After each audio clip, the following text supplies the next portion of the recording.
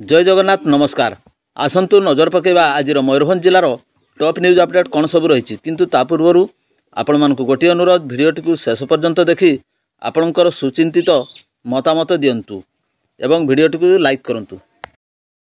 आज प्रथम खबर बैसिंगा माणतीरा रास्तार पद्मनाभपुर छकरे द्रुतगामी बाइक और स्कूटी मध्य सामनासामनी धक्का होगा फल उभय चालकों शोचनीय मृत्यु घटी बेले शनिवार अपराह 3टार मामला रुजु कर तदंत आरंभ कला बैसिंगा पुलिस। मृतक माने होउचंदी बैसिंगा थाना अधीन पाटलीपुरा ग्रामर सुशांत बिंधाणी पुओ हितेश बिंधाणी एवं बालेश्वर जिला अधीन हलदीपाल ग्रामर रही सिंह पुओ सुनील सिंह। सूचना मुताबक OR11G 5240 नंबर विशिष्ट बाइक जोगे हितेश बिंधाणी एवं बलराम बेहरा पुओ गौतम बेहरा बैसिंगा अभिमुखे द्रुत गति आसुवा समय विपरीत दिगरू OD 01AY 3868 नंबर विशिष्ट स्कूटी जोगे सुनील सिंह पछरे अन्य दुई जन को बसाई द्रुत गति आसुले पद्मनाभपुर छकरे उभय बाइक चालक भारसाम्य हराई बसथिबारु परस्पर मध्य मुहांमुही शक्त धक्का होता। धक्का एते शक्तिशाली थिला जे उभय गाड़ीर सम्मुख भाग भांगी चूरमार हो जाइथिला। उभय चालक गुरुतर आहत होइथिबा बेले पछरे बसथिबा आरोही माने मध्य आहत होइथिले। स्थानीय लोक माने समस्त को उद्धार करी बैसिंगा डाक्तरखाना रे भर्ती करथिले। तेबे उभय चालकंकर अवस्था अत्यंत संकटापन्न थिबारु प्राथमिक चिकित्सा पर बालेश्वर जिला मुख्य डाक्तरखाना को स्थानांतरित कराइथिला। तेबे सेठारे उभय बाइक चालकंकर सुनील और हितेश बिंधाणी को कार्यरत डाक्तर मृत घोषणा करछंती। एने बैसिंगा पुलिस उभय दुर्घटनाग्रस्त बाइक एवं स्कूटी को जबत करथिबा बेले शव व्यवच्छेद पर मृतदेह परिवार वर्ग को हस्तांतरित करछंती। परवर्ती खबर बारिपदार चांचल्यकर बेककाटी हत्या घटनार सीन रिक्रिएशन कला भंजपुर पुलिस। शुक्रवार दिन बारिपदार फरेस्ट कॉलोनी ठारे घरे पशि युवकों गला काटिबा घटना शनिवार दिन प्राय 2टा समय अभियुक्त युवकों को धरी भंजपुर पुलिस पक्षर थाना अधिकारी उपस्थिति सीन रिक्रिएशन कर देखा मिली। तेबे यही सीन रिक्रिएशन द्वारा अभियुक्त घर पाखर हत्याकांड व्यवहृत छुरी को पुलिस जबत करथिला। तेबे अभियुक्त युवक पारिवारिक कलह को नहीं बेक काटी हत्या करथिला बोली जणा जायछि। परवर्ती खबर निशाशक्त अवस्था नाथगलीटारे इलेक्ट्रिक पोल रे धक्का देला बाइक चालक मृत सह 2 जन गुरुतर। शनिवार अपराह समय एक बाइक जोगे 3 जन युवक होली खेलिबा सह निशाशक्त अवस्था जाउथवा बेले तकतपुर नाथगली निकटरे एक इलेक्ट्रिक पोल रे भारसाम्य हराई धक्का देथिले। स्थानीय लोके तांको उद्धार करी बारिपदा स्थित जिला मुख्य डाक्तरखाना रे भर्ती करथिले। तेबे एथिरे जड़े मृत्युवरण करथिबा बेले 2 जन गुरुतर अवस्था चिकित्सित होउचंती।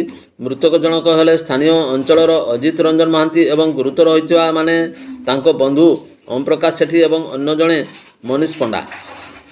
बारिपदा टाउन पुलिस पहुंची घटनार अधिक तदंत आरंभ करछि। एने शनिवार राति 8टा समय सूचना मिली। परवर्ती खबर बैसिंगा माणतीरे रास्तार मोहनपुर छकरे शनिवार अपराह 5:30 बाइक एवं साइकेल मध्य दुर्घटनार उत्तेजना प्रकाश पाइबा सहित द्रुतगामी गाड़ीगुड़िकर गति नियंत्रण पर हम्प्स दाबी स्थानीय लोक मैंने रास्तारोक करथिले। सूचना मुताबक माणतीरी बैसिंगा MDR 70 रास्तार संप्रसारण एवं उन्नतीकरण पर जानवाहन गुड़िक अत्यंत बेपारुआ एवं द्रुत गति चलाचल कर मोहनपुर छक इलाकार बारंबार दुर्घटना घटी मृताहतों संख्या बढ़िबार लागिछि। तेबे द्रुत गति चलाचल कर गाड़ीगुड़िकर बेग नियंत्रण पर स्थानीय अंचलवासी हम्प्स निर्माण पर बारंबार दाबी जणाई आसुथिले सुधा पूर्त विभाग अधिकारी माने एने कौनसी कर्णपात करुनथिले।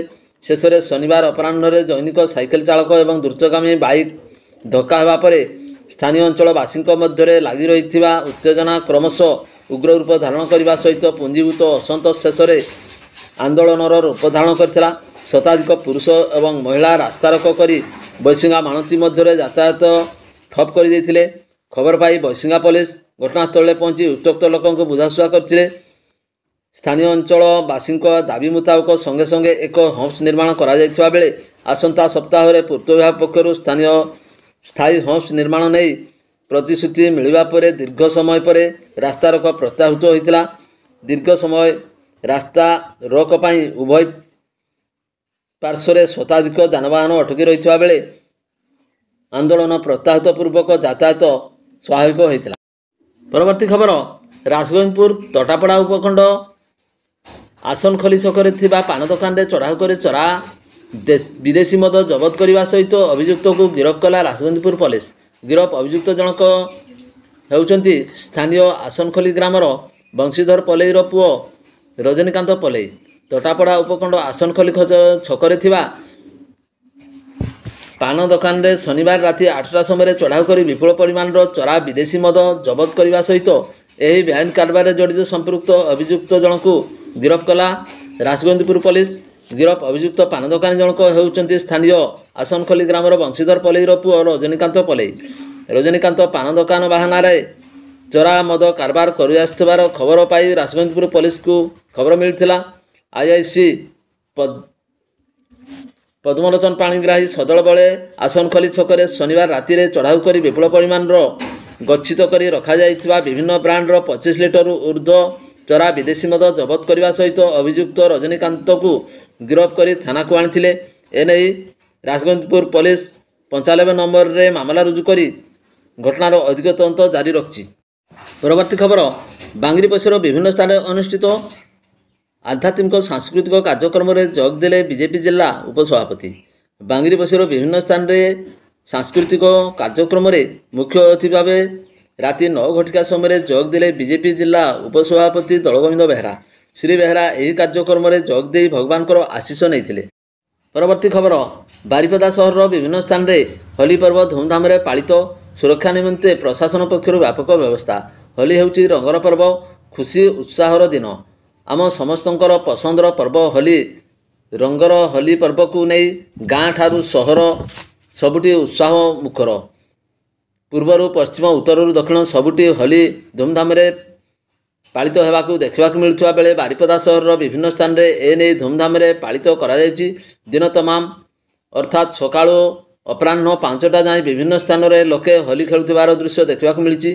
तेबे सुरक्षा को नहीं सहरर मुख्य बजार समेत प्रमुख छक मानकर व्यापक पुलिस मुतयन करा दृश्य देखा मिलता।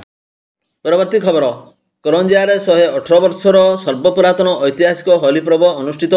मयूरभंज जिला पांचबिड़ उपखंडर सदर महकुमा करंजिया सहर में अनुष्ठित होता शताधिक वर्ष पुरातन ऐतिहासिक पांचबिड़ मेल दलमेला उपखंड चलचंचल हो उठी। उपखंडर 20 गोटी सुसज्जित विमान रे श्री जीव माने ब्लॉकर विभिन्न ग्राम तथा सहरर विभिन्न वार्ड भ्रमण कर भक्तों ठारू भोग ग्रहण करने सहित सकाळ प्राय 8 घटिका 30 मिनिट समय ठारू होली खेल आरंभ होता। एने दिवा 2 घटिका समय दलमंडप श्री जीव माने विजय करथिले। यापर विधिपूर्वक कमिटीर सभापति प्रेमांशु चांद जीव मानक सहित होली खेली। सेहीपरि केन्दुझर सांसद अनंत नायक मध्य करंजिया सहरर विभिन्न होली उत्सव मानकरे योगदान करथिले। श्री जीव माने दलमंडप ठारे 1 घंटा पाई साधारण दर्शन तथा भक्तों सहित होली खेलिबा लागि विजय होइथिबारु भक्तों भीड़ परिलक्षित होइथिला। करंजिया सहर 118 वर्षर ऊर्ध्व पुरातन ऐतिहासिक होली पर्व को विभिन्न स्थान में हर्ष उल्लासर सह पालन करा जायथिला। पर्व को सुरखुरे पालन करने लगी पुलिस पक्षर स्वतंत्र व्यवस्था करा जायथिला। परवर्ती खबर उदला ब्लॉकर काठुआबेड़ा और राढ़ठारे अष्टम प्रहरी और दोल पूर्णिमा उत्सव अनुष्ठित। पूर्वतन विधायकों योगदान।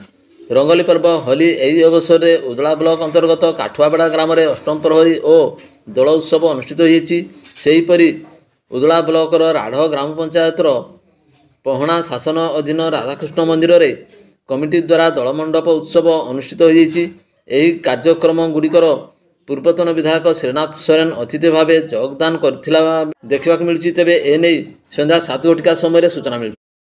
परवर्ती खबर शिमला निकट में स्वामी माड़े गुरुतर महिला मृत्यु। बांगरीपशी थाना अधीन शिमला निकट में किसी दिन पूर्वर घरर कली को नहीं स्वामी स्त्री मध्य बचसा होबार स्वामी डरामुंडा तांको स्त्री कुनीमुंडा को धारुआ अस्त्र रे आक्रमण करथिले।